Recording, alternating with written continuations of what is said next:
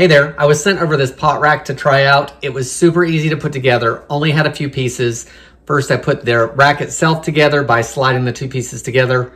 Then all I had to do was put on the feet that came with it to help keep it from scratching up surfaces.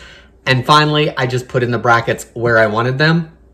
Once it was put together, it is totally expandable and adjustable to make to whatever size is appropriate for the pan needed. I've got a deep skillet here that totally works for it, as well as some more shallow skillets. It also is going to hold those pot lids as well as plates.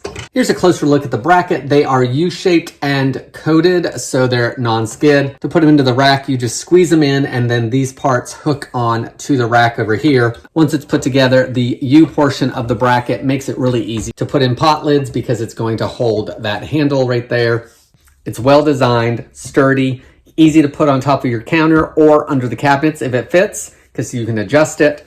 If you are looking for a way to keep your pots and pans and plates organized either on the counter or under a cabinet, maybe this is a good product for you.